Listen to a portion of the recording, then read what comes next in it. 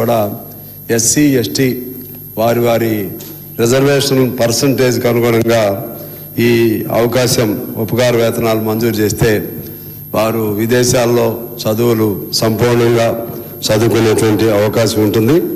అందువలన దానిపైన స్పష్టమైనటువంటి ఒక విధానాన్ని ప్రభుత్వం చేపట్టాలని నేను కోరుతా ఉన్నాను.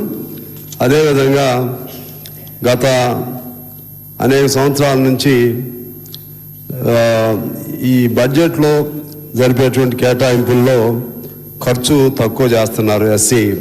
పేరుకి ఎస్సీ ఎస్టీ సబ్ ప్లాన్ ఉన్నప్పుడు కూడా ఎస్సీ ఎస్టీ సబ్ ప్లాన్ని దాన్ని పకడ్బందీగా 100% అమలు చేయాలని చెప్పి వారిని కోరుతా ఉన్నాను.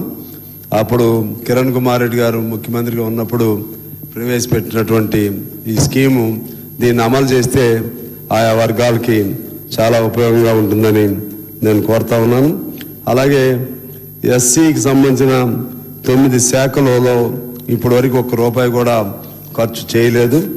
అదేవిధంగా ఎస్సీ ఎస్టీ ఇండస్ట్రియల్ పాలసీలో 2018 నుండి ఇప్పటి వరకు కూడా సబ్సిడీ రుణాలు విడుదల చేయలేదు.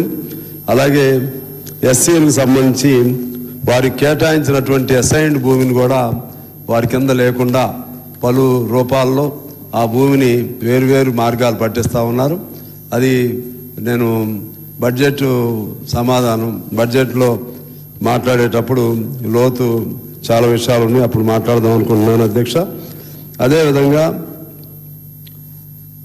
కోనేరు రంగారావు గారి సిఫార్సుని అమలు చేయటం అనేది అప్పుడు ప్రభుత్వమే రాజశేఖర రెడ్డి గారి కాలంలో కోనేరు రంగారావు గారి కమిటీని వేయటం జరిగింది.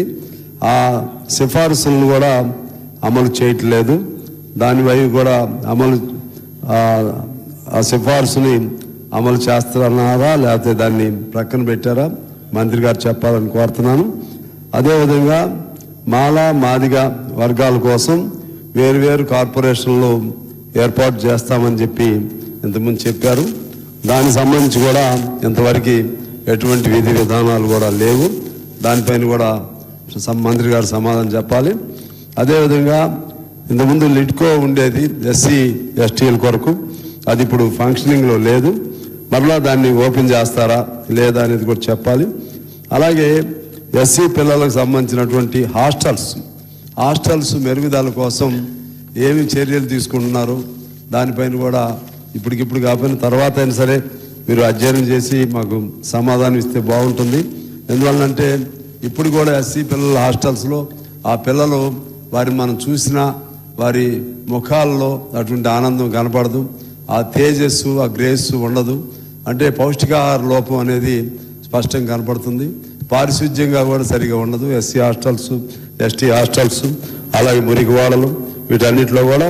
అందువలన ఇవన్నీ కూడా ఆలోచన చేయవలసిందిగా కోరుతూ అల్టిమేట్గా ఎస్టీ ఎస్సీ వాళ్ళకి ఇందిరమ్మ ఇళ్ళు ఇచ్చేటప్పుడు ఖచ్చితంగా వారికి ప్రాధాన్యత క్రమంలో అందరితో పాటు కాకుండా ఎస్సీ ఎస్టీలకు ఇళ్ళు ప్రత్యేకమైనటువంటి కోటాగా ఇవ్వాల్సిన అవసరం లేకపోతే జనరల్గా చూస్తే చాలామందికి అందులో మిస్ అవుతూ ఉంది. మొన్న ఇచ్చిన పద్ధతుల్లో చూస్తే అది ఒకటి చేయాల్సిన అవసరం ఉందని కోరుకుంటూ అల్టిమేట్గా ఆరోగ్యం విద్య ఈ రెండిటిపైన ఎస్సీ ఇళ్ళు వీటిపైన ఎస్సీ ఎస్టీ రంగాలకు అత్యంత ప్రాధాన్యత ఇవ్వాలని చెప్పి నేను మీ ద్వారా ప్రభుత్వాన్ని కోరుకుంటూ ప్రత్యేకించి ఈ క్వశ్చన్కి సంబంధించి విదేశీ ఉపకార వేతనాలలో వాళ్ళకి ఒక రిజర్వేషన్ ప్రాతిపదికన అందరికంటే ఎక్కువ ఎస్సీ ఎస్టీలకు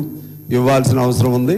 కానీ నాకు తెలిసి 1-2 కూడా ఈ 2.5 ఏళ్ల కాలంలో ఇచ్చినట్లేరు. వాటిపైన మంత్రి గారిని సమాధానం చెప్పాలని చెప్పి నేను కోరుతా ఉన్నాను అధ్యక్ష.